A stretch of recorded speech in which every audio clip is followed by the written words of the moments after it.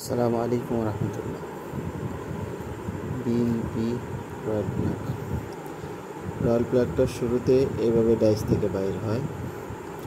এটা এইভাবে থাকে, যখন ডাইস থেকে বাইর হয় এটা এইভাবেই থাকে, এইভাবে থাকে। মালটা 20 পিস করে আসে দুই সাইডে। আমাদের যে ডাইসগুলো আছে এই ডাইসগুলো এই সাইডেও 10, এই সাইডেও 10। অনেকে বানিয়ে থাকে এক সাইডে 8, এক সাইডে 10, যেহেতু থেকে আমাদের এই ডাইসগুলো দুই সাইডেই 10।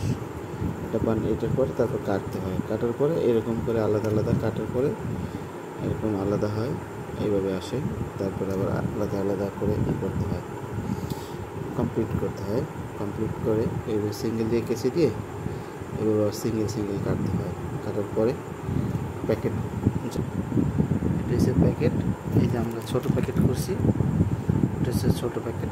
এটা হচ্ছে 8 নম্বরের ছোটো প্যাকেট করছি, এটা বাজারজাতের জন্য। এবার প্যাকেট করার পর লেবেল দিয়ে এটা আটকানো হবে, যেহেতু এটা কত নম্বর বোঝার জন্য এটা লেবেল করতে হবে। লেবেল করার পরে তারপরে এটা আটকিয়ে তারপর বাজারজাত করতে হবে। কাটার পরে ওয়েস্টেজগুলো এইভাবে বাইর হয়, ওয়েস্টেজ। এটা প্রতিটা থেকে ওয়েস্টেজ বাইর হয়, এভাবে করে ওয়েস্টেজ আসে। এগুলো ওয়েস্টেজ, এই ওয়েস্টেজগুলো এভাবে করে ওয়েস্টেজ আসে।